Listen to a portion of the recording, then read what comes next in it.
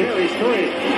Johnny Walker matching up against control. His shot. Bruce score. They score. They tie the game up 2-2. Some drives out for Robbie Ryan. Her three right on the money. This is Taya Hansen for three. Other side of the rim with a pretty reverse. Wow. 5 seconds to go. Find Hawk. Hawk spins. It rolls on.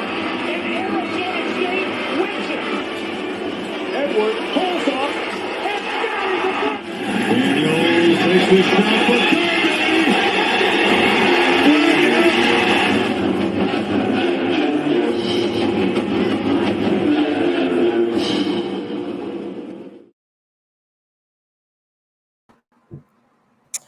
Oh, yes. Happy Wednesday here on Pitchfork Lunch. I am Michael Caratanudo. You know it. At Diablo00 is where you can find me on Twitter, as find the show on Twitter as well. Facebook, YouTube.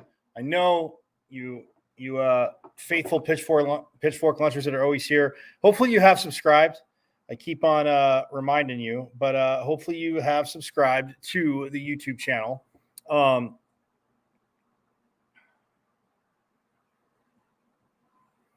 And you are went to my YouTube channel, subscribed. You can see all the shows, interviews that you've missed. Again, we got some cool ones coming in from football today, but also baseball presser I told you about with their newest recruit. So awesome. I'll bring it to you here as that's coming up. But go to my YouTube. It's at M as in Michael, V as in Victory, C as in Cat 005 on YouTube. Subscribe. As like I said, all the shows are there, the interviews, coaches, players, insiders, all the good stuff. Plus me. I mean, come on, your ultimate Sun Devil Homer. Fair Homer, but fair. And it's you can subscribe. I have everything there at YouTube. So please do go there and subscribe, and you'll see all the shows.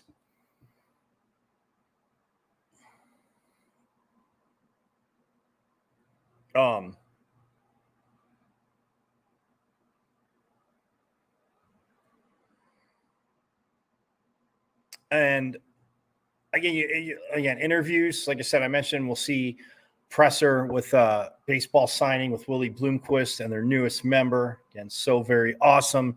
But Willie Bloomquist, have had him on. JJ Van Neal from volleyball, Graham Winkworth from soccer, Jason Mons from football, Natasha Adair, the women's basketball coach. So yeah, it goes on and on. We're going to have more. And player-wise, yes, that has been on here too. Awesome one-on-ones for Pitchfork Lunch. So again, shout out to all that have partaken. And as we move forward, but again, subscribe to the YouTube.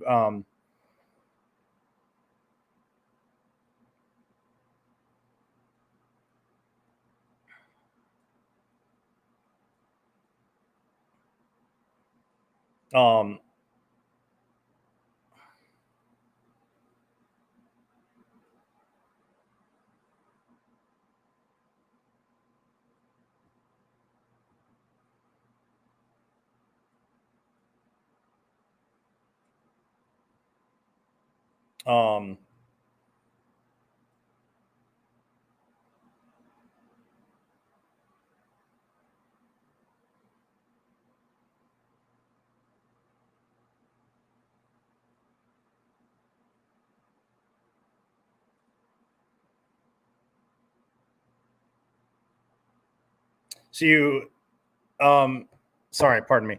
But yeah, you subscribe, you'll see all the interviews, everything. You can go back and watch and see, and it's all there. Plus, you can watch obviously live, which again, I suggest watching live because it's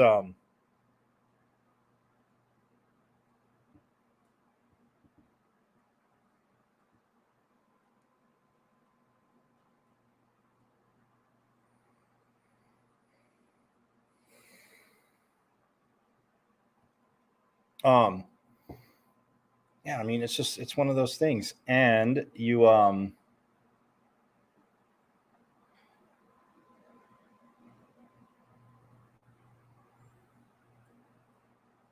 so again, if you go there, you'll see it all. And if you miss out on today's, which if you're watching this later, I'll pull like a Bill and Ted / Back to the Future. If you're watching this later, you did miss out live. But again, that's why I got you covered.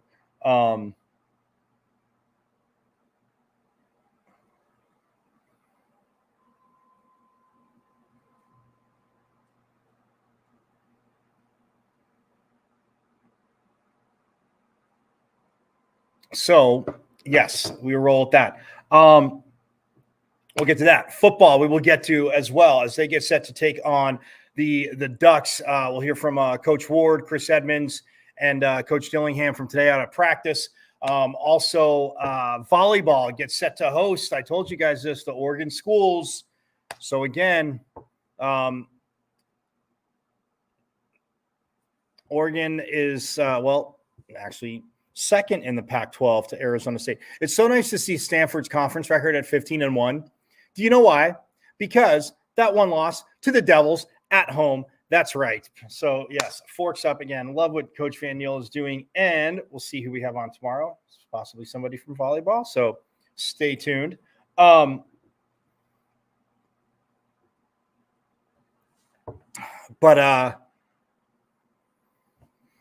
But yeah, Stanford 15-1 in conference play, and then ASU and Oregon both 12-4, but ASU ahead of them because they already beat them head to head. Coming off sweeping the mountain schools, they beat Colorado in 4. I know I mentioned that last Thursday, and then on Saturday night they beat Utah in 3.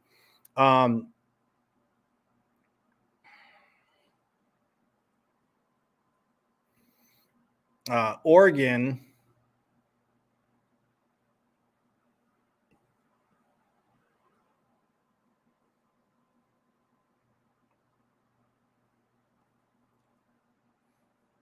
They just beat Cal in 5. They lost to Stanford in 5 and then beat Cal in 5. So they're coming off, obviously, a very challenging weekend as well. All the weekends are challenging. Who am I kidding? Seriously, I say this to you every week. I'm not going back. I'm not going to talk out of both sides of my mouth. Every weekend is phenomenally challenging in the Pac-12, just because that's what it is. And the rankings, by the way, as the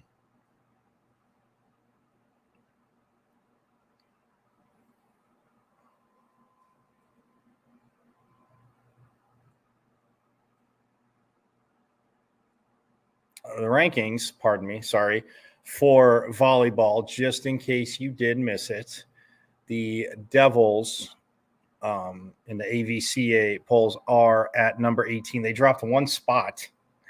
They sweep over the weekend, but yet drop 1 spot.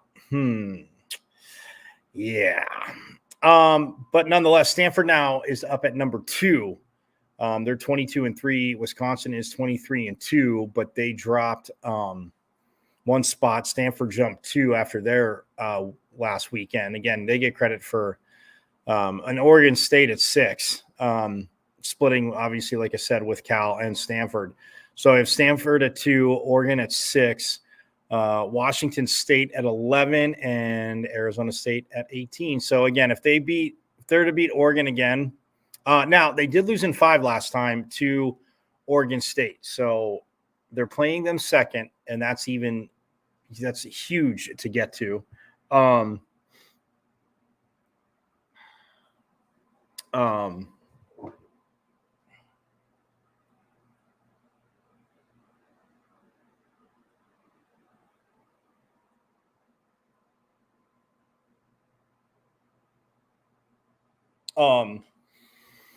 But yeah, if they can somehow again beat Oregon twice, which huge challenge, so very, very, very, very, very, very tough to do. That being said, it's one of those things where yes, if you are Arizona State could propel you up the rankings even more. But again, talented teams in front of them. Not saying that. I just don't get sweeping and dropping a spot. That makes not a sense. But I know, whatever. Go ahead, Homer. But yeah, so for the Pac-12 rankings wise, that is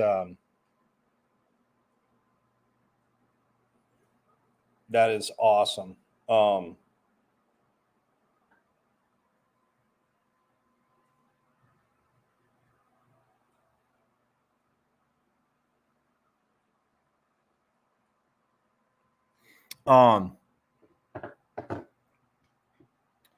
Yeah, that is, again, just absolutely awesome. So I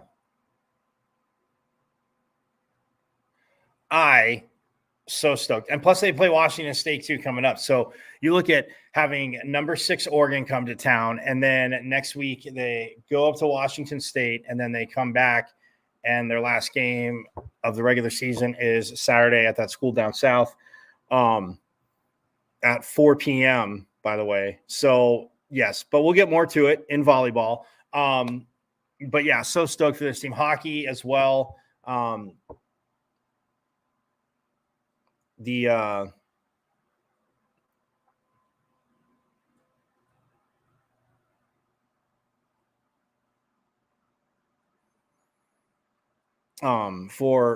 the Devils,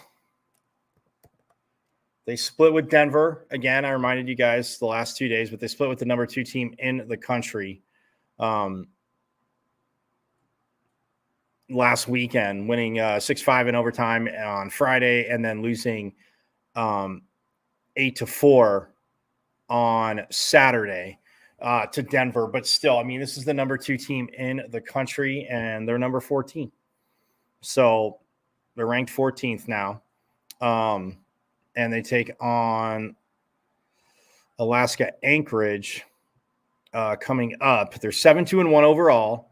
Again, 7-1-0 at home. They're only lost, like I said, to Denver on the second night of the 2-game series there. But yes, I have Alaska Anchorage coming up this Friday at 7 p.m. And then Sunday at 1, they have Alaska Anchorage as well, both at Mullet Arena. So yes, when teams come here, they do play a 2-game series. It's awesome.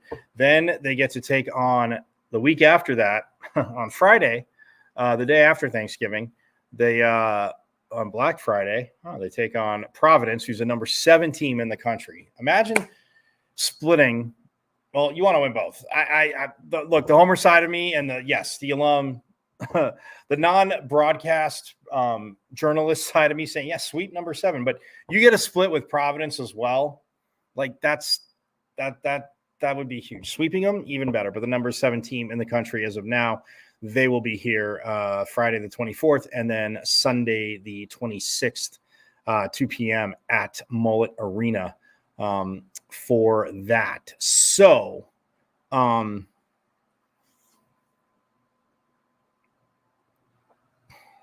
yes, that is where hockey is at. And again, Coach Powers, like, again, we'll get out there. I am I have varsity blues.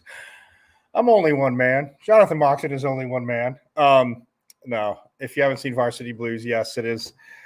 It is. I'm not going to put it up there on the list of ultimate classic sports movies, but yeah, for Texas and football and what it was very entertaining. Anyway, I digress. So, but speaking of football, to wrap up hockey though, I mean, Coach Powers, again, we shall be getting out there and again, talking to Coach, talking to players. Having them on the show because, again, so ever since ASU, I mean, club hockey was exciting. I mean, I can talk, eons ago when I was there going to watch a club hockey team and then kept going and going. Then they started winning club championships and now they're, a Division I school. And it's been, they've played some very good teams. They've done well. And yes, COVID was a little bit of a speed bump as it was for everybody, but still, but yeah, so excited what Coach Powers is doing and just, even getting out there, when hockey, again, first started, just to hear Coach Powers and all that good stuff. like I said, it's awesome, and he's an alum too. So like Coach Dillingham, like Coach Bloomquist, like Missy Farquet, the golf coach. Yeah, and there's a few more. I apologize, but you get what I'm saying. Hockey, where it's at. But we're gonna step aside when we get back. We're gonna talk baseball, the recruiting class that Willie Bloomquist brought in. But you're gonna get to see this presser of their jewel of their recruiting class. So Willie Bloomquist say that. We're going to step aside. More coming up here on Pitchfork Lunch. Don't go far.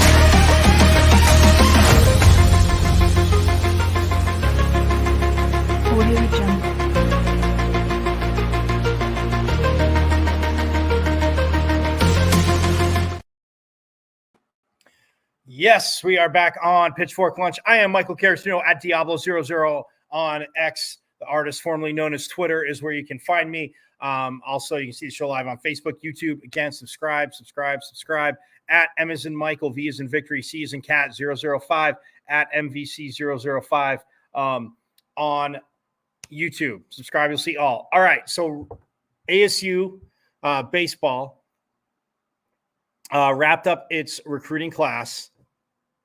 And there was Monday, there was a presser. And after Coach Dillingham spoke on Monday, Willie Bloomquist with the baseball team was there, and they addressed the media and announced a special signing day announcement in conjunction with their top 25 recruiting class for the season. And just to give you a little background, Sun Devil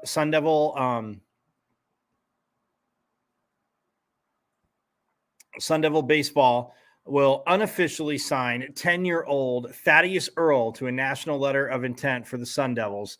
Thad has neurofibromatosis. Yeah, neurofibromatosis, which refers to 3 different conditions involving the development of tumors that may affect the brain, spinal cord, and the nerves that send signals between the brain and spinal cord and all other parts of the body. Thad did have to have his left eye removed in May of 2021, and he's been adopted by the Sun Devil baseball program through the team's Impact organization, which matches children facing serious illnesses and disability with college sports teams, creating a long-term life-changing experience for everyone involved. And yeah, they were obviously looking forward to make Thad, a part of the team, and a very special day for him. So,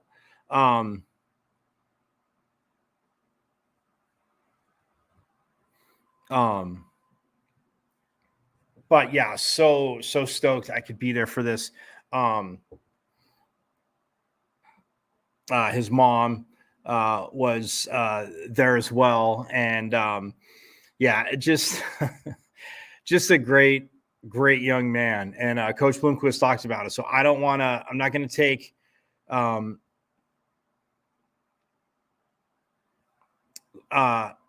too much away. I will let the speaking go for itself for Thad. And again, this young man, like I said, he handled the questions pretty good, really well. And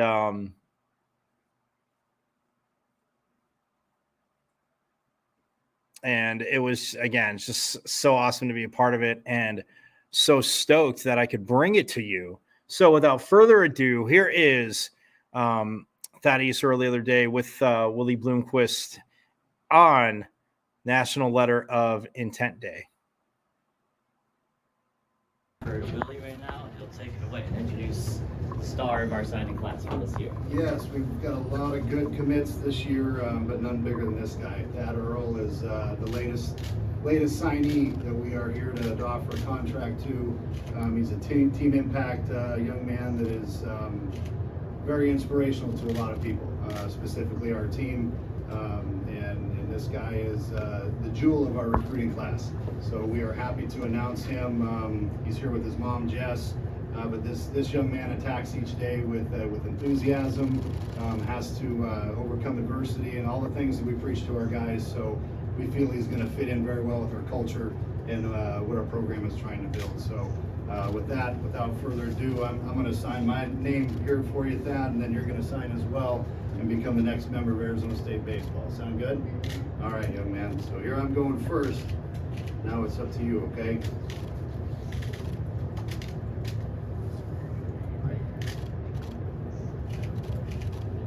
Yep, that's up.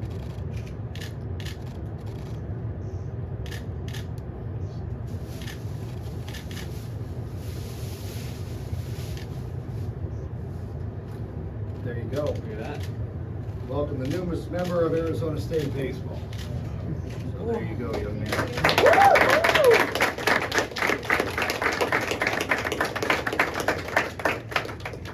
Are you going to be fielding questions at this time? I don't know. Any questions for Thad? Yeah? What position do you see yourself playing, Thad? What do you mean? What position do you want to play? I don't know. He's capable of playing anywhere on the field, so we're going Yeah. to use him as such to where he can play anywhere. Thad, did any other programs recruit you, and what sold you on Arizona State? I'm not sure anymore, but It's got to be the guys you got to hang out with, right? yeah. A lot of cool teammates, huh? I think he knows what kind of culture he fits in with and gets along well with our guys, and the resiliency that he has fits in with our guys. So I think this is what felt like home for him. Thad, how does it feel to be here and get to do this? Good. Man, a few words. Jordan. Yeah, Thad, what is it about Coach Bloomquist that you wanted to play for him? I know. He just let me in. He just let me in. I also hear that you're really a champion thumb player, Yeah. right? I beat a lot of them, except my mom. Yeah. That's right. Okay. Who'd you beat today? Can you just list some names and point fingers? Coach Dilladam and Coach Bloomquist. And those are recruits too. Oh. Thad, this may be a tough one, but who are your favorite Sun Devil baseball players? I don't know. Barber, I guess. I guess. You just tell me. Who are some of your favorite major leaguers? Like what? What do you mean? Like your Dodgers. I don't remember any of them. I did have one, but I forgot his name. Can we see you put that on? What? Your shirt, your jersey?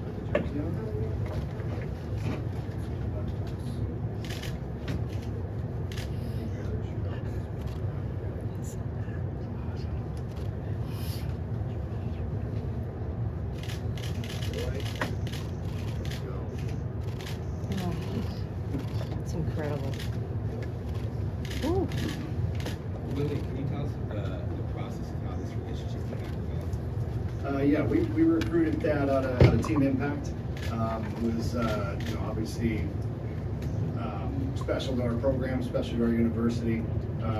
He was the right fit. It was a mutual fit for both of us with their organization and our program. And they're somebody that we wanted to be involved with our community with. And when we got a chance to meet him and his family, we knew it was going to be a great fit for us. So from that standpoint, it was kind of a no-brainer for us. And we're honored to be not only a part of him with our program, but we're honored to be part of his life. So our guys have done a tremendous job of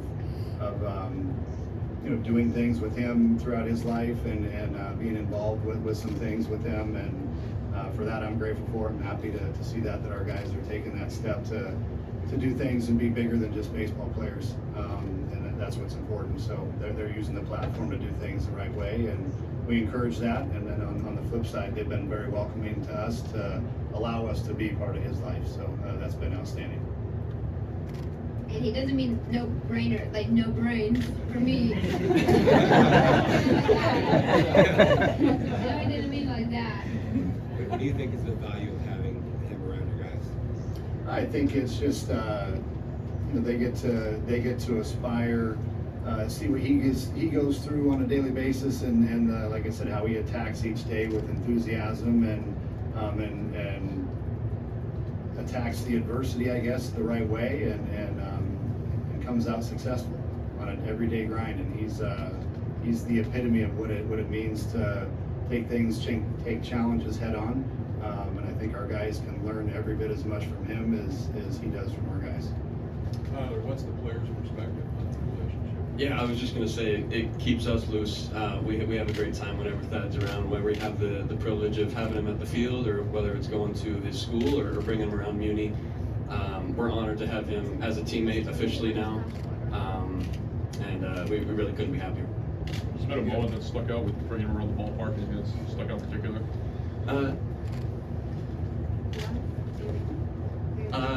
One time we had Thad out after practice, and we just had a blast. We tossed the football around, had some water balloons out there, played some wiffle ball. No, we didn't. What? No. Do you remember when you got Toby? Oh yeah, I got someone. Who's Toby? Toby. Yeah. A long time ago, someone was in this place, and then someone told me to splash a cup of water on Toby. Right there. He got him. Yeah, I know. Now you guys can see why we want him part of our program. It keeps you on your toes, keeps you on point, and does a great job. Willie, can you give us a thumbnail sketch on the other members of Thad's recruiting class that you just signed? Certainly, yeah. We've very excited. I'm not sure if you guys have seen kind of the social media posts that we've done with our alumni and kind of introducing our incoming class. We have some, in our minds, some tremendous talented kids coming in. Nick Montgomery, a kid from Cypress High School in California, is a kid that we hope to get in on campus because he's that good to where we've got to keep him out of the jaws of pro ball. I think he's got a chance to be pretty special. Some local kids, Kai McGarry, Chase Wagner, Landon Hairston, Easton Barrett, Easton Davies are from Utah, good players up there. But we focus heavily on the pitching aspect of it. Position players, we do have a few of them coming in as well, but we wanted to focus pitching heavy on this class, and I think it's on paper it's pretty dang good. So we're excited to get these guys here, and I think we have 17 signees and then a couple more that are on their way. So should be an exciting class. How important was it for you to include the alumni the way you have with the announcements and just make them part of that process?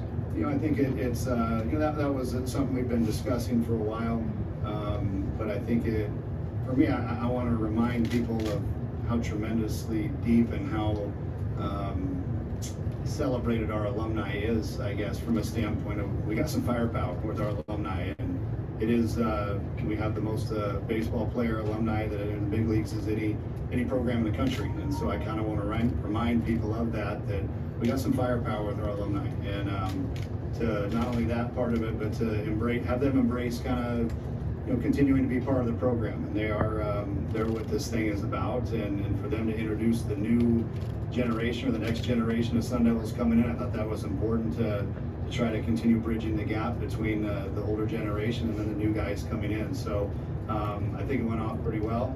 The guys were excited to do it, the guys we asked, and I know the commits were absolutely stoked, for who got to announce them as being, the next guy coming in. So I think it went off pretty well. Coach, you talked a lot about your alumni, and you're one of the things when really going back, now looking at the Marine World scrimmage coming up, time-honored tradition. Is it like a time for you to reflect on your time as a Sun Devil? I use some of my time and my experience here as teaching moments for our current team. And for me, this journey isn't about me, it's about our players. But there are times when I can relate. The best way I know how to relate to them is through my own experiences here. And so I will use that from time to time. I don't like to point the finger at myself when it comes to these guys' experience in their 3 or 4 years that they're here. This is about them. My job is to give them the best experience possible while they're here, and hopefully make a run to the national championship as I was lucky enough to do. So using those experiences that I had while I was here helps me hopefully become a better teacher and a better coach. Coach, what was your reaction to Ray Anderson's resignation? I think obviously I just got news of it just like you all did. So for me, it's one of those things. I'm obviously very grateful for Ray, and he gave me the opportunity to come back to this place, which I love. Obviously, I love Arizona State, and the man gave me my job back here to come back. So I'm forever grateful for him for that opportunity. And for me, I see a side of Ray that you guys don't get to see every day, and that is the fact that Ray's a good man, a very good man, and has treated me absolutely outstanding since I've been here, since day one, and has supported me in everything that I'm doing. And for me, obviously you never like seeing a guy get fired just because the man's a human being and he's a good human. And so from that, it's always sad, I guess, and disappointing when that happens. But on the same token, we've been taught to think onward, onward to the next thing, and we understand that this is a business and things happen. And but from my standpoint, very grateful for the opportunity and wish him well. And like I said, at the heart of it, Ray is an outstanding individual. Dillingham said that change has the ability to rattle some things, change some things. Recruiting is not an even playing field. Talent acquisition not an even playing field. Do you think that in NIL or in other areas, this can be a springboard for better success for you in that route? I hope so, because we're in a landscape that it's evolving, it's changing every day, it seems like, and I think Kenny did an outstanding job when he got hired to try and activate the Valley. We need it, man. We do. If we're going to be successful in today's landscape of college sports, we are going to need help, and that's every sport. We're going to need help, and that's not a threat. That's not a cry. That's just the honest truth, man. We're going to fall further behind if we don't start getting some help from people. And whether or not you agree with that or not, it's not for me to say. But I'm just telling you the truth that we're going to need some help, man. And Kenny trying to activate the Valley, I think, has been brilliant. Now, if we can actually put rubber to pavement on that and get the ball moving on it, I think it can certainly help because we're going to need it moving forward. Coach, your impressive signing class, obviously the man of the hour, the best part of your signing class right here, Thad. Where do you see him kind of, helping out your kind of like Mount Rushmore of ASU baseball players alongside you, Pedroia, say Barry Bonds and the likes? I think if Thad comes in and does what he's expected to do, I see his name being up on that wall in the center field at some point in time. And then the most important thing, hopefully helps us put another banner on the right side in right center field. So he has the talent and the capabilities to help us do that. What else? right, we'll do one more picture with all the guys here.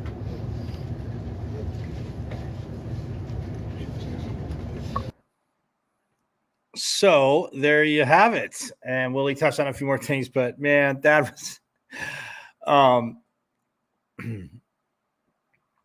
I want to show you another one, another video as well from this, because absolutely hilarious. You can tell, he has a great sense of humor. Like I said, his mom came up and got a picture. You can tell he has a sense of humor, because at first he's like, "No, Mom can't come up." I don't know if I caught that on here, but you'll see. And it's the coach talking about a picture with the team.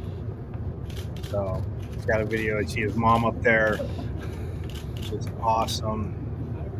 Good job, dude. You killed it. All right, everyone. Does anyone have more questions for me? That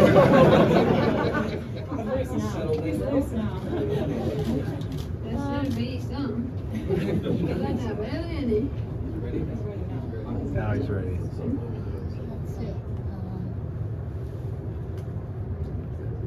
Right there. Thank you very much. Yeah, Appreciate so it. thank you. Right there. Anybody have more questions for me? It's great, again, his mom being there, team impact. And you see, you've seen stories, but having not a kid, never imagined as a parent, dealing with a child, obviously, being sick and not feeling well, and having to deal with all of that. And like I said, for Thad,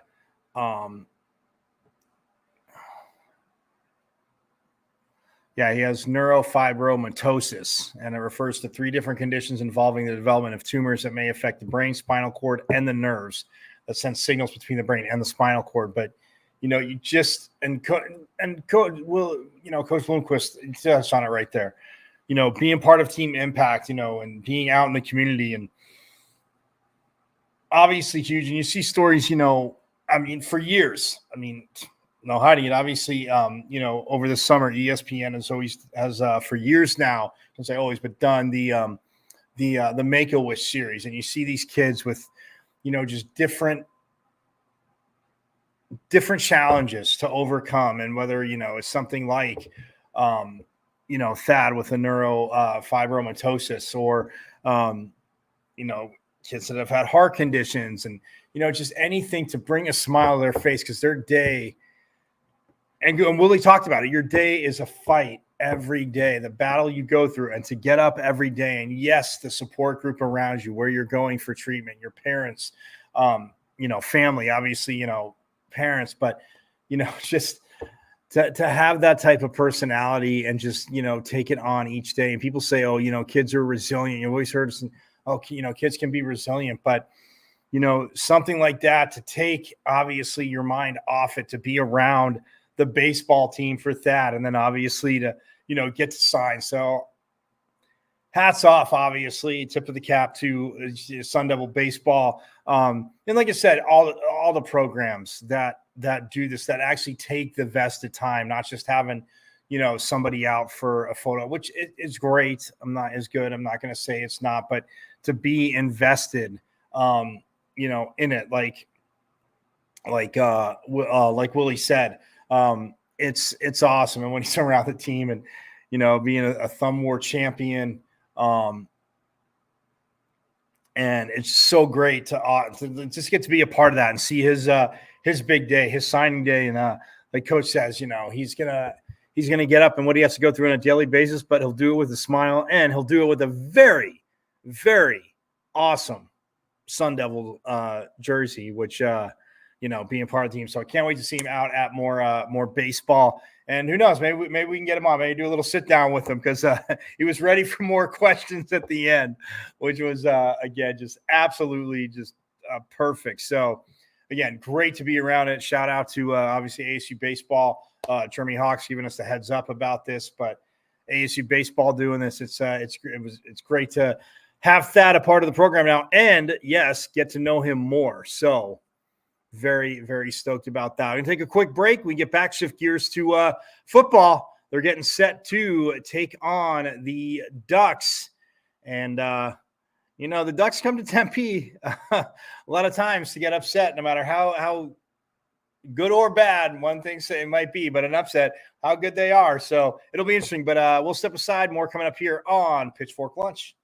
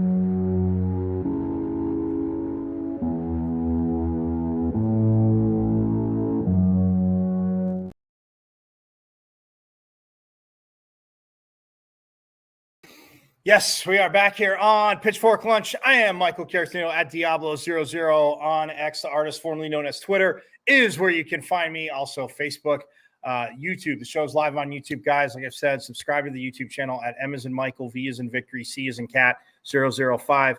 Subscribe away. All right, football getting set to take on Oregon, the Ducks.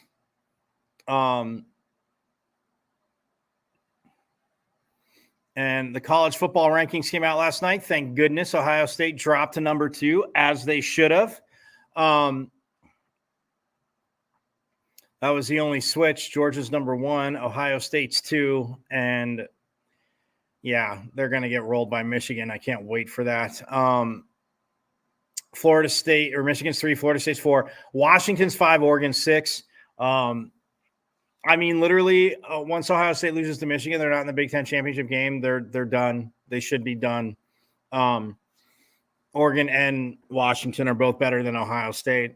So, yeah. And Oregon and Washington have played in a better and tougher conference this year. And Washington Washington and Washington State both smacked Big Ten opponents like they were nothing. So that's who Ohio State and Michigan are going up against. Do I think Michigan's better than Ohio State? They're going to show it in 2 weeks. But for the Pac-12 in the college football rankings, so like I said, Washington 5, Oregon 6, Oregon State up 1 spot to 11, Arizona up 4 spots to number 17. Yes, the team down south, and I know I don't know push-ups for that, for calling them. When I'm talking about rankings, I will call them what they are. They are 17th, and then Utah, with that loss, dropped 4 spots again to Washington, but yet they dropped 4 spots. Oh, wow. So they're at 22. So 5 teams ranked, and then in the college football top 25, let's see. Yeah, the AP has, look, they almost have it right because they haven't lost, fine. But the AP has Georgia at 1, Michigan at 2, Ohio State at 3, Florida State at 4. Florida State's better than Ohio State. If you watch both teams play, hands down, Florida State's better than Ohio State. Yes, Ohio State does have Marvin Harrison Jr., who is freaking phenomenal. But as a team, Florida State's better, hands down. Ohio State, and it'll show against Michigan, but they have Florida State at 4. Ohio State to me should be behind Washington. They should be 5, and then Florida State should be 3. Washington should be 4. Ohio State, you can say 5. I still think Oregon's better than them. But fine, when I'm there, Ohio State could be at 5, and then Oregon at 6. But yeah, I mean, it's interesting because Utah, well, they dropped 3 spots in the coaches in the AP poll, I should say, pardon me. So they're at 16. So in the AP of same thing, Washington at 5, Oregon at 6, Oregon State at 10.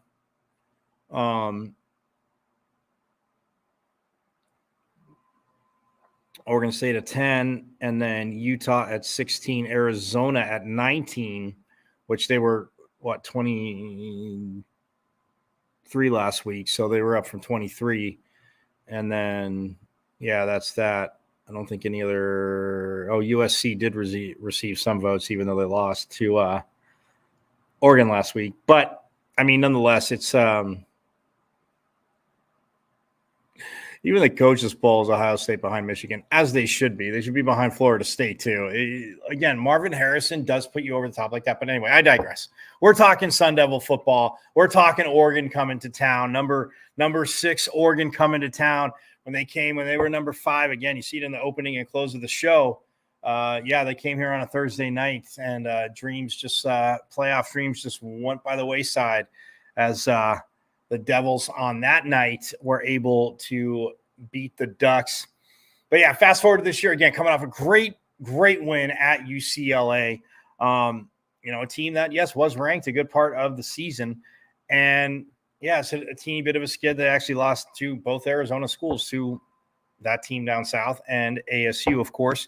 But the defense did a lot of good things in that game. We talked about it. And they're going to have to continue that against Oregon because Coach Dillingham, you heard him yesterday. I mean, there's, 3, possibly 4 guys that are going to be playing on Sundays from the offensive line. Their quarterback's going to be playing on Sundays. 2 of their receivers definitely playing on Sundays, if not more.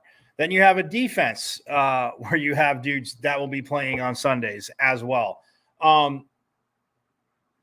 But from a standpoint of how ASU's defense has played all year, yes, the one clunker. Everybody has the one clunker of a game. Well, for the ASU defense, that was against Utah. And if you're going to have it against anybody, again, you don't want to, but having it against Utah isn't that much of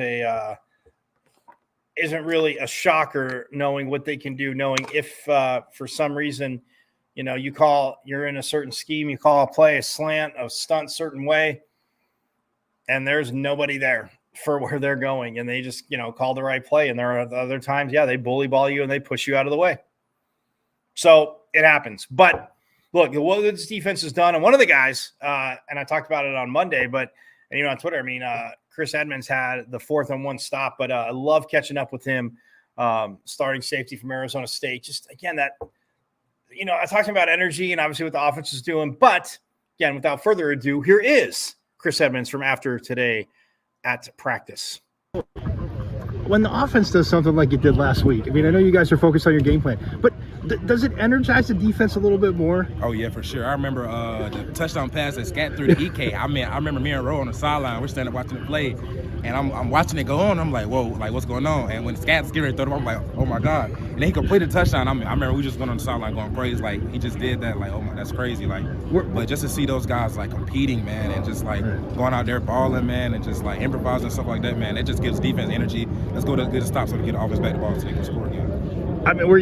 Was Scat's pass though? Were you surprised it was a laser like it was? Yes, I was, but then again, man, with Scat, Scat's a ball player, man. Right. He can do anything, punt the ball, catch it, run it, throw it. Like, Scat can do it all. I asked Jalen yesterday. Before we get to this game, is he the team's unofficial punt, pass, and kick champ? If he had a total up yards on all 3 of those? Yeah, he gotta be, man. He's that dude. What? The 4th down stop. Obviously you had the first one there on the goal line. I know the easy part, yes, it does give the defense confidence and energy. But what do you feel at that point, even though it was the first one, it did to the UCLA offense? Just let them know that, like, you know, we're here. We play physical football, man. Like, we're not just going to let y'all just run the ball and nothing's going to be easy. So just let them know that we're here and nothing's going to be easy. Like, we're here all night. And looking to Oregon now, obviously their offense comes in, coaches talked about it. You guys are getting ready for it. From a defensive standpoint, because Coach Dillingham mentioned Bo Nix gets rid of the ball quick, but what's the toughest part to try and simulate him as you guys get ready in practice this week? It's no really easy way to just like simulate another player like when we're in practice. So biggest thing is just you know, watching film on him, knowing his tendency, what he likes to do and stuff like that. But our scout team does a great job. They do a great job of getting us great looks, getting us prepared for the game. So we've seen a lot of great looks this week from our scout guys, so we appreciate them. And then when you look, obviously the last 2 games, obviously both at home, and yeah, I mean, it hasn't been the best season record-wise, but you guys have fought all season. The coach is coming with the energy every day. How big of a message is that to you, you know, as players, that, yeah, the season's not going the way you want, but they're still coming with the energy every day to get you guys to come? Yeah, like you said, the coach is still coming with energy. Like, this is the same. They brought the same energy today than they brought the first day they got here in spring ball. So when you see the consistency that they're bringing, it allows you to bring that same consistency. Like, if they were coming in all down and stuff like that, then, you know, it would reflect on us too. But they're coming in, same energy, same excitement, just like it's their first day here. So we'll be doing them a disservice to come in with down faces and stuff like that. We got to come in, same energy, same excitement as well.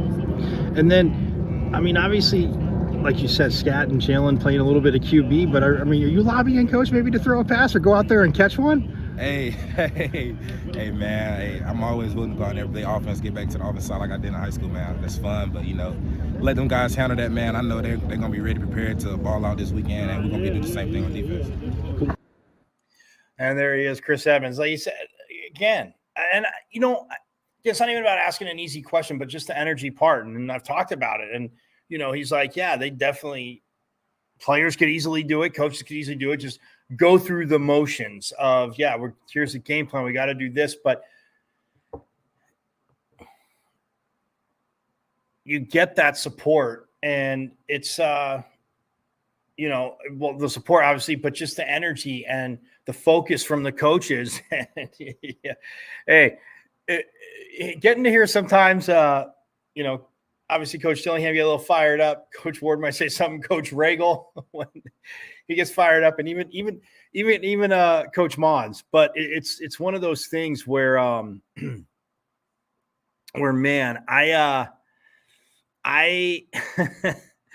it's been there all year, to say the least, and that's why I asked Chris that, because from a player standpoint, and he said, like, and when he answered us, he's like, spring ball, back from the first practice of spring ball till now, it is the energy is the same. It is up at a level, and man, I just, again, absolutely love it. So we'll hear from Coach Dillingham real quick from today's practice, talking about obviously Jaden Rashada.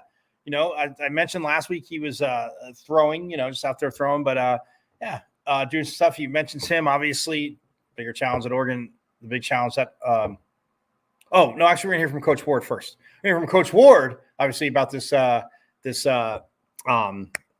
Oregon offense. So without further ado, here is Coach Ward.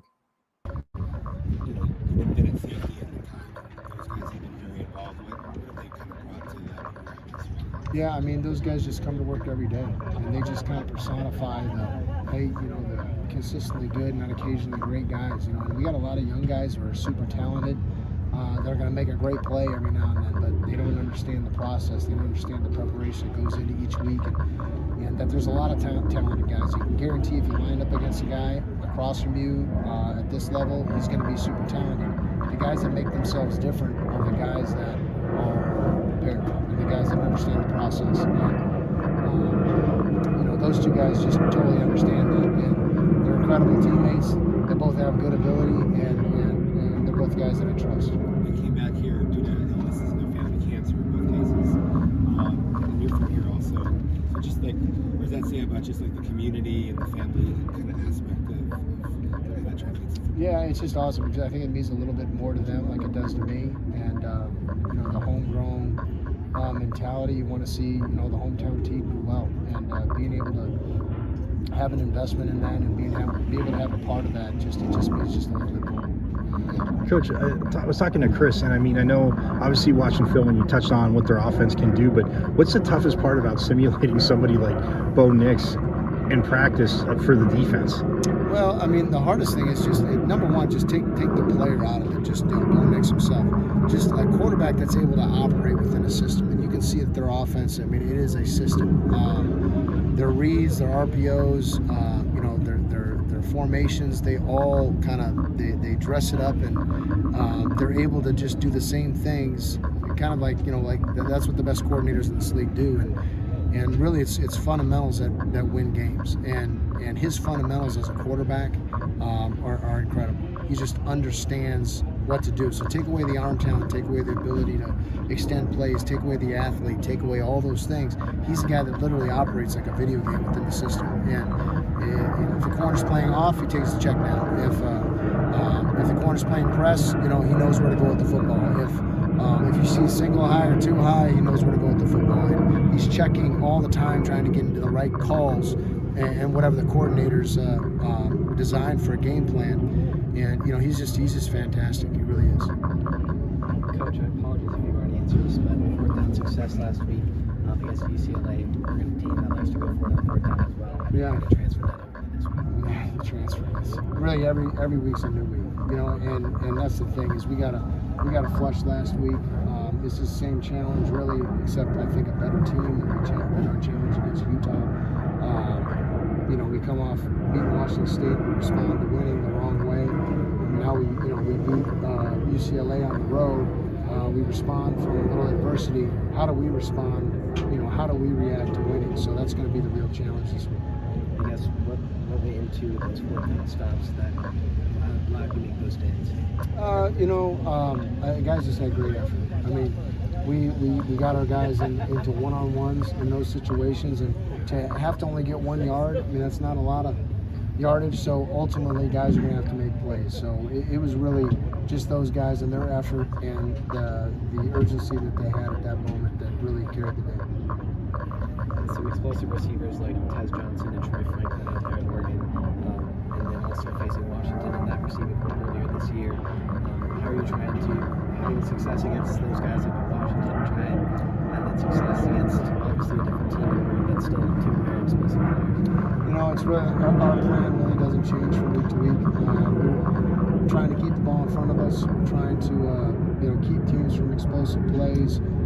We practice it every week. We get prepared for what teams have shown that they've done and what they possibly could do.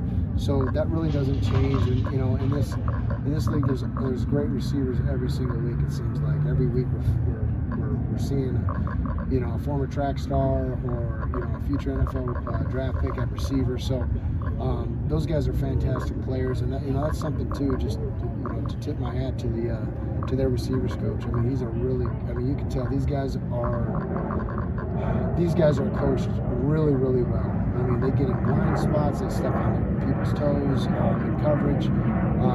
This guy isn't just a recruiter or just somebody. I mean, this guy's a coach, and I don't know who their receivers coach is. I really don't, but I mean, he does a fantastic job with these guys because these guys are super talented, but they're well coached. Awesome. And you heard him right there. Brian Ward and the receivers. I was going to get to that. And that's why I asked him about Bo Nix because, simulating Bo Nix, pretty tough to do, obviously. And people, and Chris, that's why Chris Edmonds said, you got to watch films. The scout team, they're doing a good job, but just in watching film and picking up tendencies and, going over, the calls, how you see it, just again, watching this. Again, this defense, they've done they each do their 111th. And I was just kind of chatting a little bit with Coach Ward after practice, hoping to have him on the show on Monday. So, again, aiming. Again, schedule is a little busy, but hoping to have him on Monday. And, we'll go from there. But,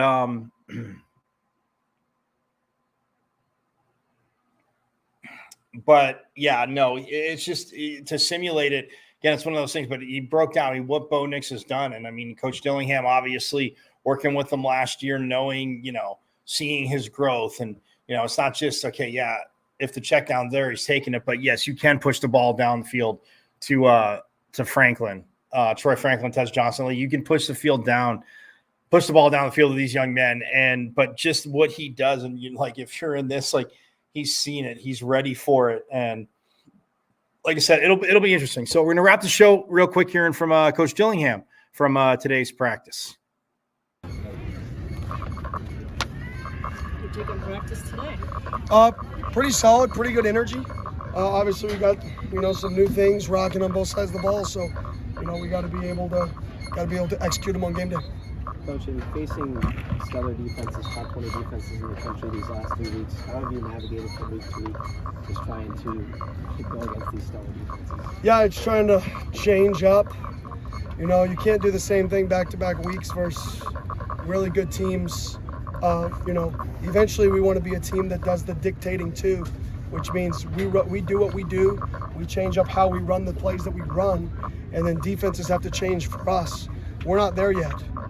We're not an offense that can just, a team's going to change for.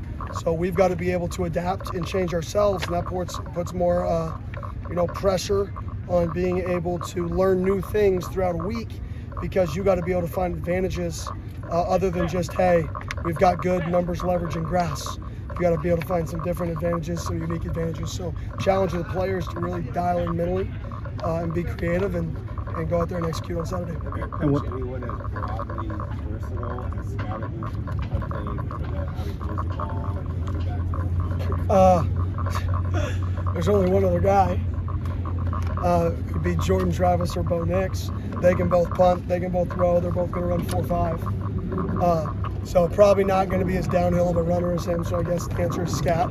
But from just an athlete perspective, that can kind of do it all. I was joking around the other day, if Scat was 6'1", he'd probably be a quarterback. So. Speaking of quarterbacks, I know you talked about Bo Nix yesterday, him getting rid of the ball, but what's the biggest challenge to simulate him to the defense? I think what I said, the ability to get rid of the ball fast, so it's hard to pressure him because he gets rid of the ball fast. But if you don't pressure him, his ability to extend plays. So it's like half dozen one, half dozen another. Why do we keep blitzing him? He keeps throwing hot. All right, well, he keeps scrambling. Why don't we blitz him? So it's just one of those games that you have to have really, really timely calls. They have to not be easy to see, and you have to confuse them, which every team's tried to do this year, and nobody's been able to execute. So a great challenge for our defense to go out there and try to execute a plan to really kind of make him uncomfortable.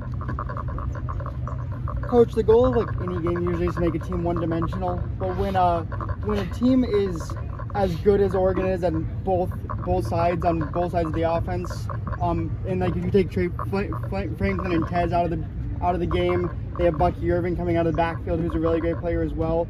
Just what are the challenges of trying to make Oregon one-dimensional, and is it even possible? Not really possible. The goal is to take away what we believe are their strengths, right? And they've got a ton of strengths, but to take away what we think are the plays and the philosophy that gets them into a rhythm. And if we can take away the plays that get people in a rhythm, then maybe the explosives won't happen as much. But to say you're going to take away everything is fool's gold. To say you're going to take away and make them one-dimensional is not going to happen, because they'll just run the ball for 340 on you. If you want to take away the pass, throw it for 460. So you've got to be able to take away what you want to take away in different situations in the game with disguises that they don't know what we're trying to take away on that play. So it's not going to be a game where we try to say, hey, take away their X receiver, or take away their A, or take away the Bucky. This is a game where we got to mix up what we're taking away based off of film study, and then make them not understand which guy we're trying to take away. Coach, how do you think Jaden has looked these last two practices? Yeah, he's throwing the ball really well.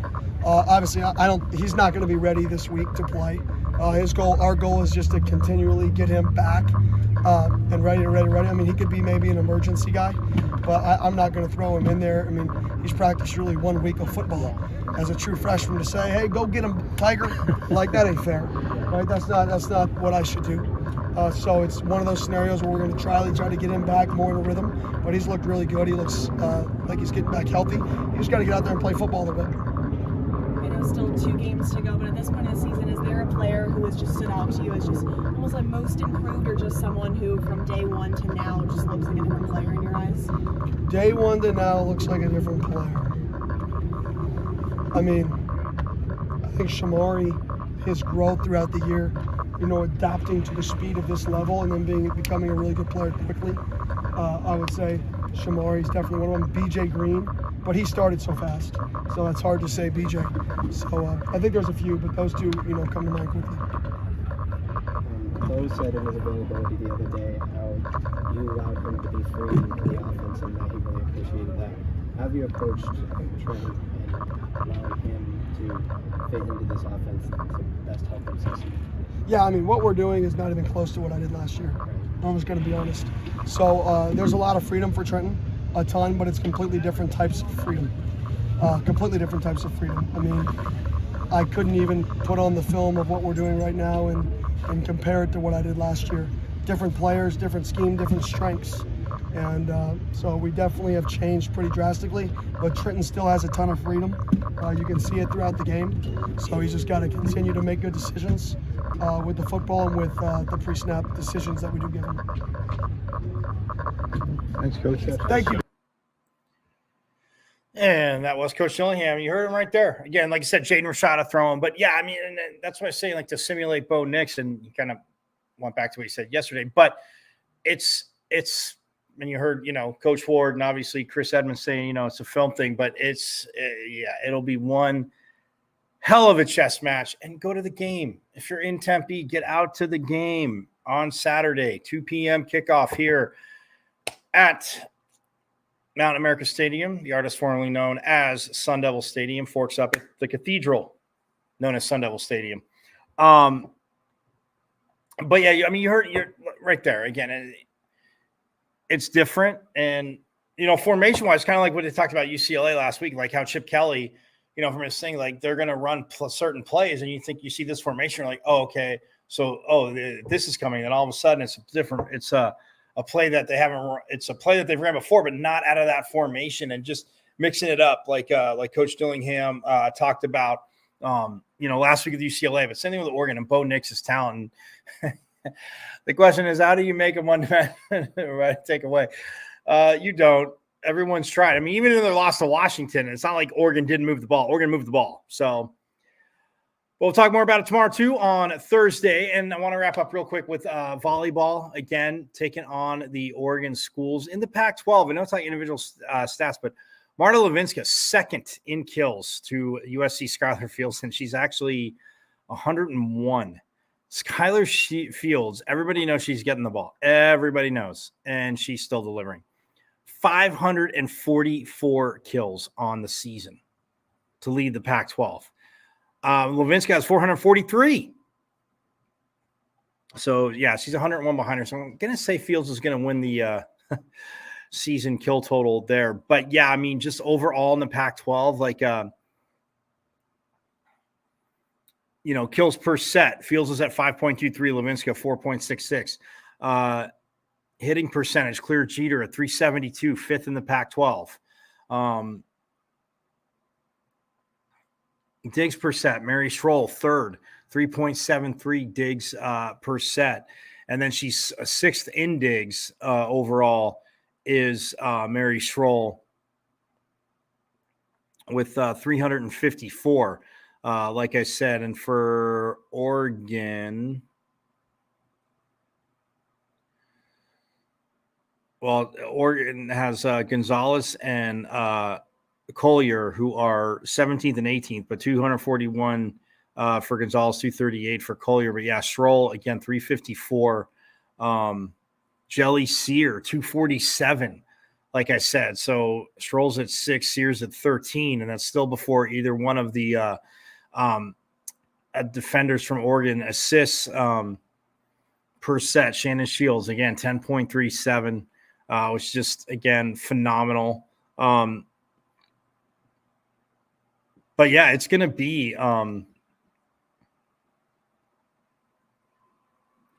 it's going to be the matchup on Friday night against Oregon is going to be awesome. I mean, they took them down when they were number 5 in Eugene after losing to Oregon State in 5.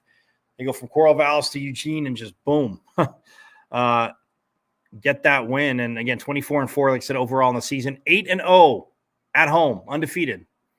Yes, in Mullet. They're done in Mullet, but also in Desert Financial. So yeah, Friday night, 6 p.m., Desert Financial.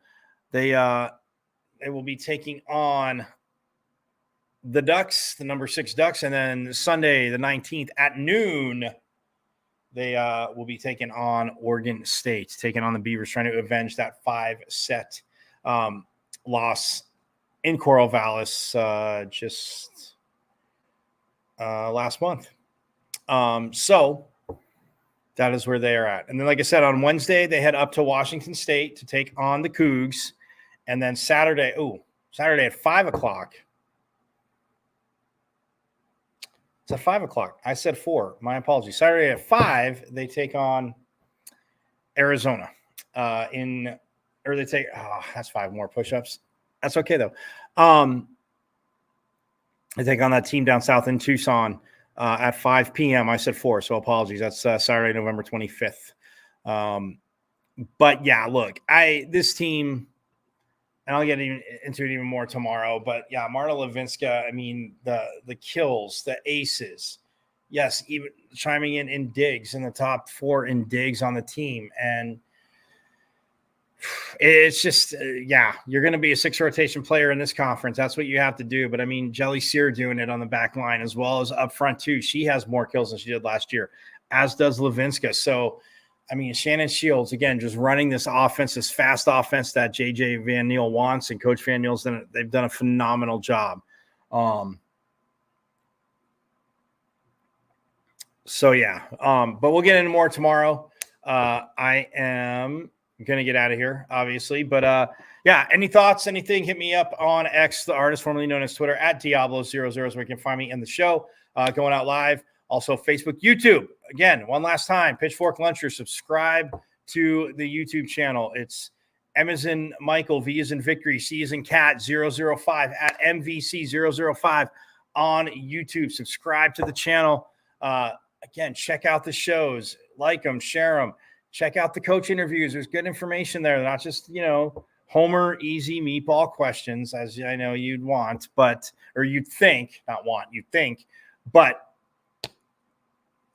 hook me up there. So again, see you tomorrow. Same bat time, same bat channel as we get out of here. But again, just a shout out to again ASU baseball again for having signed one of their newest members to the class, Thad Earl.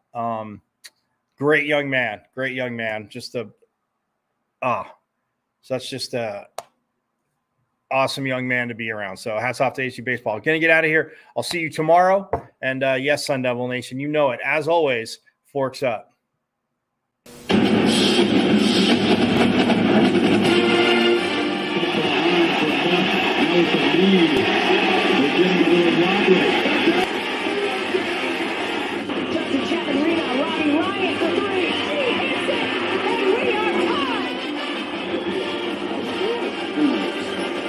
Cherry's 3. Johnny Walker matching up against control. His shot. Bruce Moore, they score. They tie the game up 2-2. Recent drives out for Robbie Ryan. Her 3 right on the money. This is Taya Hansen for 3. Other side of the rim with a pretty reverse. Wow. 5 seconds to go. Find Hawk. Hawk spins. It rolls off. And Arizona State wins it. Edward pulls off. And buries the puck. Takes the shot.